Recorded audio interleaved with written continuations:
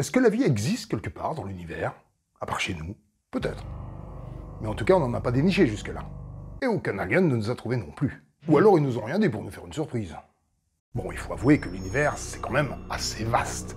S'il y a de la vie, elle est probablement trop loin. Pour mieux comprendre à quel point c'est improbable qu'on rencontre un jour une vie extraterrestre, on va comparer le cosmos avec l'océan. Imagine que nos océans n'abritent aucune vie. Pas de crevettes, pas de plancton, même pas une moule dépressive. Rien. Juste un désert d'eau salée. Profond, silencieux, noir. Comme l'espace. Sauf qu'à un moment donné, dans toute l'histoire de la Terre, de ses débuts jusqu'à son futur le plus lointain, il y a, ou il y aura, on ne sait pas, peut-être une seule créature. Disons par exemple un petit calamar à la con là, de 15 cm qui sera apparu comme ça, par miracle. Un peu comme la vie en général, qui est déjà une sorte de miracle quelque part. Et sans compter qu'on n'aurait aucune idée de à quoi pourrait ressembler la moindre créature marine. On vivrait donc dans un monde sans pêcheurs, mais avec une grande question. Est-ce qu'il existe quelque part de la vie dans les océans? Imaginons que Dieu, ou un grand magicien, nous dévoile la réalité comme un cadeau.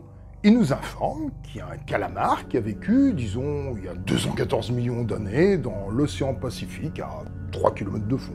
Et une méduse qui naîtra dans 86 000 ans dans l'océan Indien. Mais comme leur espérance de vie n'excède pas 1 an ou 2, ils n'auront effectué qu'un très bref passage dans l'existence. Un peu comme une civilisation dans l'univers ne dure pas longtemps par rapport aux milliards d'années à disposition. Bon, en tout cas, grâce aux infos de Dieu ou du magicien, on sait maintenant que c'est peine perdue de chercher. Mais franchement, même si on admet que par un coup de bol monstrueux, il existe, disons, un crabe qui vit en même temps que nous, et que tu sais pas du tout où il se trouve, ça va pas être facile de le dénicher. Parce qu'il y a quand même plus d'1 milliard de kilomètres cubes d'eau à fouiller. Alors que toi, tu retrouves même pas tes clés dans ton sac à main. En 1974, on a envoyé des signaux radio dans l'espace avec l'immense radiotélescope d'Arecibo à Porto Rico. Pourquoi pas, hein? Des fois Kitty nous écoute. Bon, on n'a jamais reçu de réponse. Hein. Soit parce que personne n'a rien reçu, ou alors ils ont juste la flemme de répondre, ou bien ils sont juste pas très polis, on sait pas. Mais pour communiquer avec un poisson ou un crustacé, tu peux envoyer toutes les ondes que tu veux sous l'eau. S'en fout un peu. Alors lui, tout ce qu'il sait, c'est qu'il flotte dans le noir. Il n'a aucune idée de où il est, de ce qu'il fout là. Hein. Alors lui, il conçoit même pas qu'il puisse exister des trucs vivants ailleurs. Il peut même pas imaginer ce qu'il y a au-dessus ou en dessous de l'eau. Tout comme nous. On n'arrive pas à imaginer ce qui peut exister au-delà des limites de notre univers.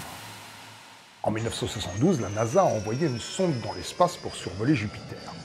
Et l'astrophysicien Carl Sagan a trouvé que ce serait bien d'y ajouter une sorte de flyer cosmique. C'est-à-dire une plaque en or sur laquelle était gravée une silhouette d'hommes et de femmes, à poil, et une vague description de notre position dans l'univers. Faut admettre que c'est très optimiste, parce que c'est à peu près comme si on avait chargé cette gravure dans un avion, qu'il l'aurait ensuite largué comme une bouse dans n'importe quel océan, en espérant qu'un truc vivant dans l'eau comprenne le bordel, et nous envoie un texto pour nous remercier. Donc tout ça pour te dire que tu peux dormir tranquille. Il y a plus de chances de voir une prostituée lesbienne noire transgenre devenir pape que de rencontrer les aliens.